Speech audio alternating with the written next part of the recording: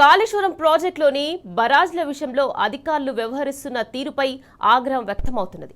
కన్నారం దగ్గర విచ్చలవిడిగా ఇసుక తవ్వకాలు జరపడంపై జనం భగ్గుమంటున్నారు.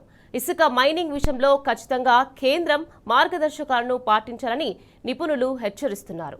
3 బరాజ్ల రిపేర్లు పూర్తి చేసి త్వరగా ప్రాజెక్టును అందుబాటులోకి తేవాలని డిమాండ్ చేస్తున్నారు.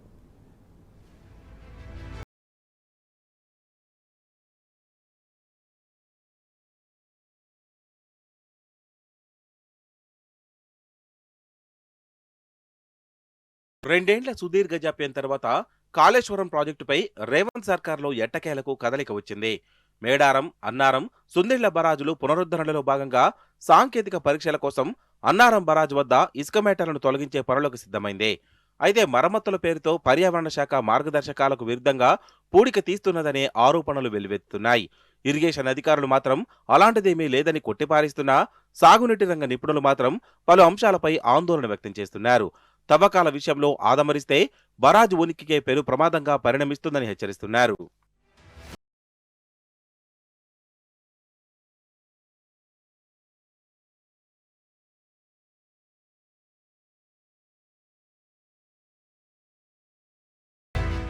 కాళేశ్వరం బరాజు వద్ద భారీగా ఇసుక మేటలు వేశాయి. ప్రాజెక్టు అందుబాటులోకి వచ్చినప్పటి నుంచి మేడిగడ్డ మొదలు సుందెళ్ల వరకు ఎగువన ఎల్లంపల్లి సైతం ఎప్పుడూ నిండుగా జలాలతో కలకలలాడాయి. ఈ క్రమంలో ఇసుక తోడివేత దాదాపు 5 ఏళ్ల పాటు అంతంత మాత్రంగానే కొనసాగింది. దీంతో ఎల్లంపల్లి ఎగువన, దిగువన మేడిగడ్డ వరకు ఇసుక నిల్వలు భారీగా పేరుకుపోయాయి. ఒక్క మేడిగడ్డ వద్దనే దాదాపు 1.92 కోట్ల మెట్రిక్ టన్నుల ఇసుక నిల్వలు ఉన్నట్లు గతంలో తేల్చిన టీజీఎండీసీ వీటి విలువ 1000 కోట్ల దాకా ఉంటుందని అంచనా వేసింది. ఇప్పటికే జయశంకర్ భూపాలపల్లి జిల్లా మహదేవ్పూర్ పరిధిలో ఇసుక బ్లాకులను వేలం వేసింది. 5 లక్షల మెట్రిక్ టన్నులు, సుందిళ్ల బరాజ్ వద్ద కూడా 4.90 లక్షల మెట్రిక్ టన్నుల మేరకు ఇసుక మేటలున్నట్లు నిర్ధారించారు. మొత్తంగా 3 బరాజుల ద్వారానే ప్రభుత్వానికి 2000 కోట్లకు పైగా ఆదాయం వస్తుందని అంచనా. ఇసుక తీసేందుకు టీజీఎండీసీ ఇప్పటికే టెండర్లు ఖరారు చేసిన క్రమంలో తాజాగా అన్నారం బరాజు వద్ద పనులు చేపట్టింది. అయితే ఈ ప్రక్రియలో పూర్తిగా పర్యావరణ శాఖ మార్గదర్శకాలకు ప్రభుత్వం తిలోదకాలు ఇచ్చిందని ఆరోపణలు వెల్లువెత్తుతున్నాయి.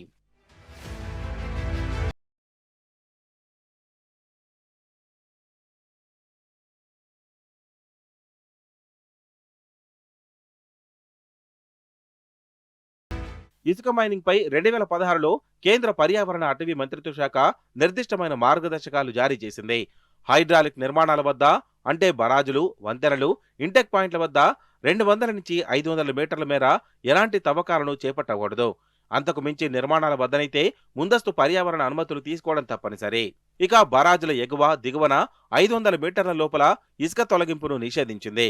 బరాజుల రక్షణలో కీలకమైన ఆఫ్రాన్ నిర్మాణం వద్ద ఎట్టి పరిస్థితుల్లోనూ ఇసుకను తొలగించకూడదు. అదీగాక ప్రాజెక్టు వద్దకు భారీ యంత్రాలు, వాహనాలకు సైతం అనుమతి ఇవ్వకూడదు. మాన్యువల్ పద్ధతిలోనే ఇసుకను తవ్వి ట్రాక్టర్ల ద్వారా డంపు యార్డులకు తరలించాలి. ఇసుక తొలగింపు ప్రక్రియను సైతం నిర్దేశిత కమిటీ, ఇరిగేషన్ శాఖ అధికారుల పర్యవేక్షణలో కొనసాగాలి. కానీ అన్నారం బరాజు వద్ద ఈ నిబంధనలన్నిటికీ పాతరేశారని ఆరోపణలున్నాయి.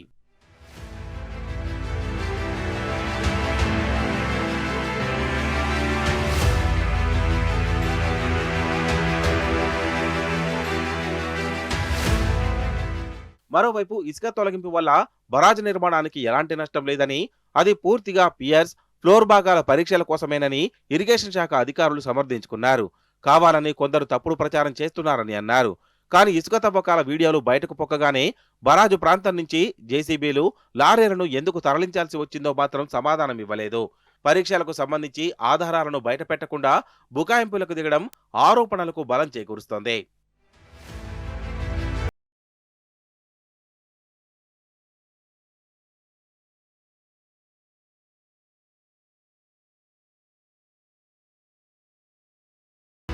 ఇరిగేషన్ శాఖ అధికారులు ఎలాంటి ఒత్తిళ్లకు లొంగకుండా నిబంధనల ప్రకారం జాగ్రత్తగా ఇసుక తీయాలని సాగునీటి నిపుణులు సూచిస్తున్నారు.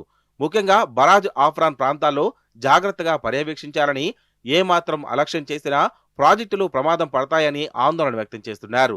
కేంద్ర మార్గ రోజుల్లో సంబంధిత ఇంజనీర్లు పూర్తి బాధ్యత వహించాల్సి ఉంటుందని కూడా హెచ్చరిస్తున్నారు. ఇప్పటికే కాళేశ్వరం బరాజు పునరుద్ధరణ పనులు 2 ఏళ్లు జాప్యమయ్యాయి. ఇకనైనా ఎన్డీఎస్ఏ సిఫార్సుల మేరకు సాంకేతిక పరీక్షలు పూర్తి చేసి సాధ్యమైనంత త్వరగా ప్రాజెక్టును వినియోగంలోకి తీసుకురావాలని నిపుణులు ప్రభుత్వాన్ని డిమాండ్ చేస్తున్నారు.